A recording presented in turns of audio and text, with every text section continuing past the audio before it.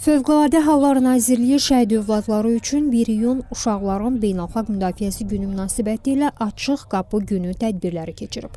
Növbəti belə tədbir Fövqəladə Hallar Nazirliyinin Akademiyasında təşkil olunub.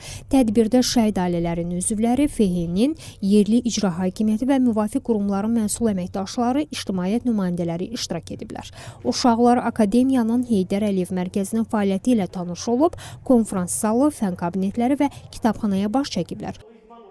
Açıq Qapı günündə uşaqlara Nazirliyin xilasediciləri və yanğın söndürənləri yanğın xilas etmə texnikası və avadanlıqları təqdim edib, xilasedicilərin gündəlik iş fəaliyyəti barədə məlumat verib, uşaqların suallarını cavablandırıblar.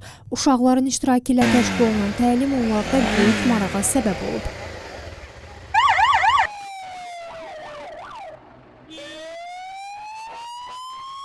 Neynədin sən maşının içində?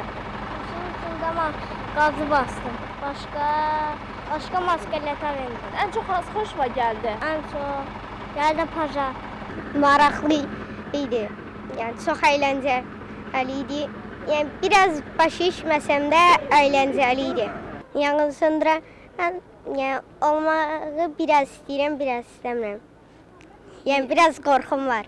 Tədbir FEHİ-nin İdman Sağlamlıq Klubunun bazasında bədii hissə və klubun idmançılarının nümunəvi çıxışı ilə davam etdirilib.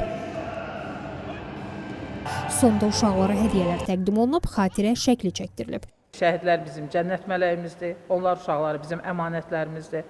Təxmini bir 700 uşaq cəlb olunmuşdu. Bütün regionallara əgər nəzərdə, Naxçıvan Muxtar Respublikası da bura daxil olmaqla, dünən Naxçıvan Respublikasında keçirilmişdir, Sumqayıtda keçirilmişdir, indi isə axırıncı Bakıda keçirilir. Demək olar ki, start verilmişdir Cənub Regional Mərkəzində və axırıncı da Bakı Regional Mərkəzində, Bakıda şəhid övladları üçün Açıq Qapı Günü keçirilmişdir. Qeyd edək ki, şəhid övladları üçün 1 iyun Uşaqların Beynəlxalq Müdafiəsi Günü münasibətilə Açıq Qapı Günü tədbirləri Naxçıvan Muxtar Respublikasının Fövqəladə Hallar Nazirliyində və FEHİ-nin regional mərkəzlərində də keçirilib.